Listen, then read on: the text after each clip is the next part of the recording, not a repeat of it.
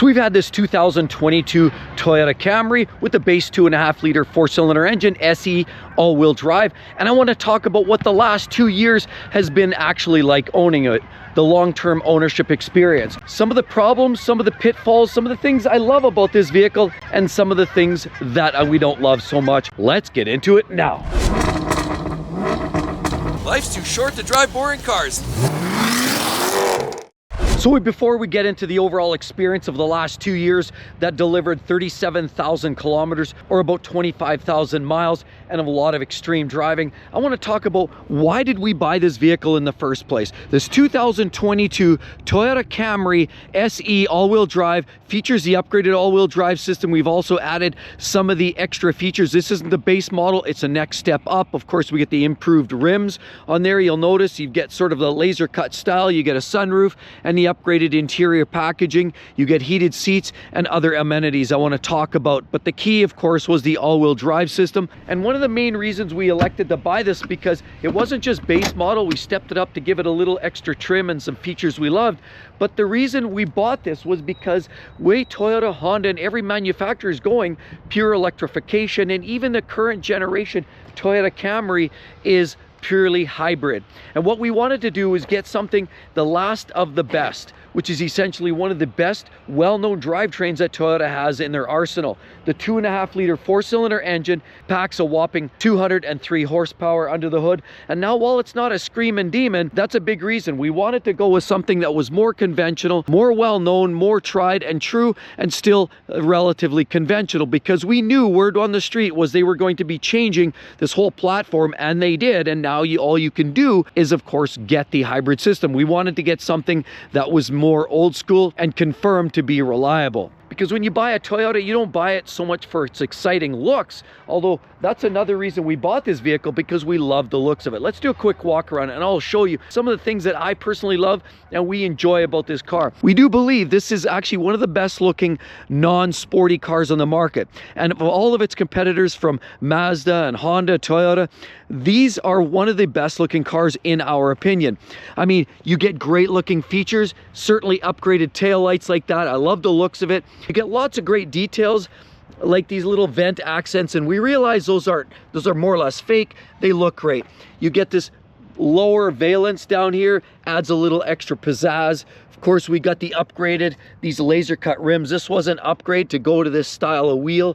And of course, it's just a good looking vehicle all the way along. This Camry has the flares along the side, makes it look very, very sporty. You get this beautiful mirror here. Of course, they've got nice detail on there, lots of great amenities. And of course, even from the headlights and that perspective, you get these beams and just an overall good stance. Now, we didn't want the LE because the LE gave you those odd looking front grills that almost looks like a vacuum cleaner hose. Rather, we went with the SE like this because it gives you more of a sporty, more aggressive looking ventilation on the front here. The vehicle from a distance does look very striking. Now, while there's some drawbacks and some of the interior finishing leaves a little bit to be desired, the overall exterior styling perspective is one that was very agreeable. We really love it, and that's a big part of why we bought this vehicle in the first place. The reliable drivetrain and the good looks. Now I want to share with you what our experience has generally been overall when you're talking about from a mechanical perspective. One of the reasons we bought this variation was because it was a naturally aspirated 4-cylinder engine, and it is actually coupled up to a torque converter automatic transmission, and that works really well. Quite honestly, it was seamless. The car warms up well, it drives off briskly, and while it's a little rackety when it's cold, it still works reliably. The transmission shifts crisply, and we have had zero issues in the first 2 years of ownership of this vehicle and 37,000 kilometers. We kept up with the standard maintenance regime, and we've seen about 3 services so far, and they've all been relatively affordable. In Canadian dollars, what we've ended up putting in was about $125 times 2. Basically, the first service, service A or service 1, we've done that a couple of times. It's a quick checklist, and of course an oil service. And we've done a service 3, which is one of their big ones, and that there only end up costing about $230, $240 Canadian all in. So from a servicing perspective, it's a all-encompassing. It looks through all the amenities. It checks all the items, including the floor mat, which we know Toyota had the sudden acceleration issue with some of these vehicles. So the checklist is actually quite comprehensive. They go right into disassembling brakes and looking in much more detail at a lot of the lower suspension and brake systems, drivetrain components. They check everything over quite thoroughly in the third service element, but the first one is basically simple oil and filter change with a few minor checks and balances. So that's been very cost effective to own in that regard. Now, what we see under here, everything's very simple. We've never had to add any oil in this vehicle between oil services, so it's very good. It does not consume any oil, although we found that a lot of the access points are very easy on this vehicle. Easy to fill, easy to add, and I love the fact that you can still do this, and that's why some of these cars nowadays put digital dipsticks in there, and we still love this about this vehicle. Another reason we bought this was because of its simplicity of servicing. Batteries, filters, everything is very easy to access, and it has not disappointed. We check our oil regularly, and we just haven't not consumed any oil. It's been a great experience so far, and quite honestly, I can't speak enough to that 2.5 liter 4-cylinder and the 200 horsepower. We experienced extreme driving conditions. This last summer, we drove down to California in July. In late July, we saw some extreme 45, 50 degrees Celsius temperatures. We were up in 120 degrees Fahrenheit, climbing hills, down hills, through the desert, time to time. Wicked, easy, reliable, climbing the hills, passing. It does everything remarkably well. We had no problems, no hiccups, no muss, no fuss, no challenges, no problems at all during this big trip. We also, in the minus 40 degree weather, we had some extreme weather here this last year. And of course, with that, we had one day where we had about a week and a half to 2 weeks of minus 35, minus 40 degree weather. One day where it was really slow to start, and it actually didn't start that one time. So all we had to do was put a little bit of that. I have one of those little boosters. I put that on there, zoom, started right back up, and it was never a problem again. There was no plug-in opportunity here, so it was basically just use the right grade of oil, and they rely on that to actually help you turn and crank the engine. So we had one day in extreme minus 40 degree weather that it actually did not start. Other than that, it's been bulletproof, and every single winter day, minus 20, minus 30, it absolutely is a workhorse. Now let's take a look inside and some things that have grown on us and some things we don't care about too much. Now we'll just open this. This is very easy to use. Everything works very reliably, including the key fob, which is actually very durable, very reliable, and works as you would expect. No challenges there with the proximity sensors on here. Now, one thing we noticed, you've got all these controls, everything's here as you expect it. Everything's nice. I love the two-tone trim here. There's a lot of hard plastics, I will say. And as you look around, there's actually an extensive amount of hard plastics, which does not inspire a lot of confidence. I mean, it is reliable, it's easy, it wears well, but after you spend some time in here, it becomes a little ho-hum. I'm not particularly crazy about this seat design right here. I don't love this design. It doesn't look all that inspiring, although because this is sort of their aftermarket pleather material, if you will, sort of a vinyl made to look like leather, it's actually wearing very, very well. 40,000 kilometers, and look, you can barely see a crease there at all. You've got these great all-weather mats which hold up very well, and of course collect all the junk off your shoes, and everything's nice. You've got this beautiful threshold which reminds you you're in a Camry. Everything feels relatively good quality. The touch of a button like that, sunroof opens very flawlessly. It's quiet, seamless, as it should for a new car, but there's been no hang-ups there or no issues, so to speak. Now, as we look around, I mean, at first glance, everything looks well made. Ergonomics are pretty solid. I mean, everything is focused on the driver. And as you look right here, I love the way everything's driver-centric. Now, this here is a part that I'm not in love with. If you look, I've noticed this, just an observation in the last couple of years, is trying to get that door. Now, I'm not overly big dude, let's just say about 5'10", 5'11", let's just say in that range. And, you know, I'm sitting in the driver's seat. If I want to get that door and it's fully open, it's a big reach. It's a big reach to pull that closed. Everything's very, very well. All the buttons, everything works seamlessly.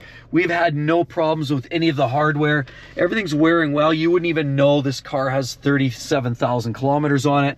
It basically is a workhorse. We did have a problem, and we'll talk about that in a second. But I mean, everything's here. You've got all your plug-ins. You've got a 12 volt. You've got a USB. And this here has been a bit of a problem, as we've tried to use this on numerous occasions, and we find this wireless charging system kind of hit and miss. Even with no cover on it. Sometimes you just have to move it in the right position for it to work properly. But generally it works fairly reliably, but that's not uncommon for a lot of wireless programs and a lot of wireless systems in modern day cars. Some work, some don't so well, but that has been relatively reliable, as has been this transmission. 8-speed automatic transmission by Toyota. It has been an absolute charm to work with. No issues here. Cup holders, lots of amenities. Now I will comment about these heated seats. They do look a little aftermarket and they don't look particularly inspiring, but they work. Everything works in here. It's a Toyota. Everything kind of just works. There's been no real problems, no hang-ups, no glitches other than this. After we took possession of this car, probably about 2 months in, we had a problem with this infotainment system. As you can see, you turn the volume up and down like this. But what we had was, we had the stereo on, we had the audio system, we even tried different inputs, but it would not work. It said it was playing, it had the radio station, we cranked this up, it even had the volume way up there like that. You'll see it said volume, and you could see you were changing it. You changed different inputs, but it was not outputting to the speakers and the doors. You could not hear anything. Well, we realized, we took the vehicle into the dealership, and they looked it over. They couldn't figure it out. They looked at here, looked at there, and spent a day at the shop. It came out, all he did was they reset the battery. They disconnected the battery, rebooted, put it back together, and lo and behold, this system reset, and it was all good. But when we were in the showroom shopping for the Camry, we also looked at the Corolla. And for a few $1,000s more, it seemed absolutely like a no-brainer. Well, the Corolla is known for reliability, so is the Camry. But the Corolla just felt like half the car. The interior looked a lot cheaper. The interior space was a lot smaller. And quite frankly, for an extra few $1,000s, you got twice the car in our personal opinion. So, I mean, lots of room in the front, as we saw right there. There's tons of room for all passengers. You could put the seats back. You get power seats, which work very, very nice like this. That works, no problems. Everything works from equipment perspective. And the interior in the back space has a ton of knee room. Let's take a look at that. All right, let's climb in and see here what we've got. So as you'll notice, you know what, I'm sitting right up, and of course I've got lots of headroom here. I've got lots of knee room right there as well. And the driver's seats, they have lots of space to the steering wheel. So between them and me right here, we have a lot of room. These Camrys are chock full of space capacity. Now close this up and listen to that. That's been our overall experience, a very solid vehicle. And it's funny, people used to talk about BMWs and have the vault-like doors and the vault-like space and the cabins that were solid. But quite honestly, listen, very solid. A Camry, our experience has been top shelf. Now, while there's not a lot to look at here, it's a very basic setup at the very back here. I mean, let's face it, this is sort of a lower trim level of Camry. You do, in fact, you know, obviously you've got a little touch here of chrome. You get your power windows right there. And down in here you get a couple of vents, but there are no plugins down here. It's a very simple setup. You get a little bit of a couple drink holders. You have one that's sort of situated at an angle and another one that's more or less straight up and down right there. Everything is quite simple. It's really no muss, no fuss. Sure, you get lights there, so if you need a little reading light at the back, you get this handle here, which is nice, shock operated like that. And we've used this a few times, but it's so easy in the hands like this. Of course, you've got a couple of hooks. You've got a hook on this side, and you get a hook on this side as well. If you want to hang your jacket, your blazer, your suit, whatever it is, there's lots of different small amounts of amenities. It's a practical vehicle, and that's what we've continued to find. In almost the 40,000 kilometers that we've put on this vehicle, every time you turn, you need something, it's there. That's the key. Or you need something, other feature, it's there. It's always in an arm's reach, and it's always available. And that's what this Camry is about, is practicality. No muss, no fuss. They don't give you a lot of extras, but you do get heated seats. You do get heated steering wheels. You get the touch screen. You get all of the amenities, none of the frill benefits that you don't need that are prone to failure. It's just a reliable, easy to use car. You have an absolute cavernous space, and when we went to California, we found this absolutely amazing because I can crawl right in here, see, like this, and as you'll notice, there's tons of space in here. No shortage of room in this trunk space here. and quite honestly, it does everything you need it to. We were able to throw so much luggage back here that it's not even funny. So it has mass amounts of space, and just the cavernous trunk space has been proven enough that this vehicle is so practical and durable and reliable, we would absolutely do it again. Now, as we mentioned, we had that one really cold snap that didn't start the car. But that was our own fault, because actually Toyota gives you this special adapter cable, and we found this out after the fact that it was buried in the trunk. So once we used this, we never had a problem again. And I'll just show you that right now, because here, you just pop this little cap right here, as you see there, and you lift up this, and then this just plugs right on in there like this. And then you're good to go. And you have no problems in the wintertime at all after that. I see so many of these Camrys on the road that are LE or SE, but not all-wheel drive. And I think the all-wheel drive makes a world of difference. It gives you that extra capacity to drive this vehicle down the road when the roads get icy and slippery. Even though, sure, a lot of cities now manage their road conditions with salt, gravel, and all those other factors, it's always nice to have that extra all-wheel drive capacity. I mean, people enjoy it with SUVs. Why not enjoy it in a car? And this vehicle handles absolutely perfectly in snow and the icy conditions. We've had no problems. From a red light, when it goes green in the wintertime, you have step on it, and it basically hooks up and zooms away. That all-wheel drive system works absolutely amazingly, and quite frankly, we've had no issues with the all-wheel drive, the tires, and the only thing to speak of that we've actually had is a cracked window. As you can see here, we have this big crack that goes all the way along there. We know that it's due to change. We're going to get that changed toot sweet. That's one item worth mentioning. It's not a fault of the car, but it's something that we thought we would just throw out there. Clearly, we have rock chips all over the place. Chips, you name it, and there's a big split. And a lot of that has to do with where we live, and it's not a fault of the car. Other things I would strongly advise is putting paint protection film. We've got half hood right there, or 18-inch. We've got that. And we've got, of course, the bumper covered. We also did the lower section for the rockers, and we did the back side of the mirrors, as well as the A-pillars up to here and the leading 6 inches up top there. That's all for the sake of protecting the paintwork from some of the road rocky and salty conditions that come along in the wintertime. It's held up very well, but again, not a fault or a benefit of the car specifically. It's reliable, it's predictable, and it's a little bit old school. Nothing failed on this other than that little glitch with the infotainment system. All the buttons, knobs, working and not wearing out at all. All right, let's put it in gear and go for a drive. The beauty is you've got a sport mode as well. You can toggle it over and you can shift gears more manually, or of course, just keep it in auto and go. Because it's not a CVT, it actually drives like a regular car. You can hear the gear shifts. So let's go. We're just gonna take off, and I'm gonna give you a quick driving impression of what I've enjoyed about this car so far. You know, you do feel the extra weight in the front. The all-wheel drive system, you do sometimes feel it tugging away at you, which isn't bad. That's particularly inspiring when you're looking at, you know, getting through the wintertime. You want to know that you don't have that gross understeer or oversteer condition that a lot of rear-wheel drive vehicles, or in this case, front-wheel drive vehicles would have. So basically, if you listen, and you'll hear as I talk and I ramble on, but the only thing you'll notice with this car and what we've recognized, the engine's a little bit buzzy. There's a little bit of a, you know, it's a 4-cylinder engine, and when you really step on it, it does feel like it's working. But then almost any 4-cylinder engine feels like this. I commented the same thing on a test drive I did, or a review of a BMW 330 that had the B48, which is their turbo 2-liter 4-cylinder engine, and I commented that felt a little strained and buzzy as well when you really got into it. This is the same way, minus the power. I mean, that BMW is a 2-liter, puts out about 250 horse. This makes 200 horse naturally aspirated in this 2.5-liter 4-cylinder. No oil burning, it's reliable, it's quiet, it's peaceful, it's a very durable car.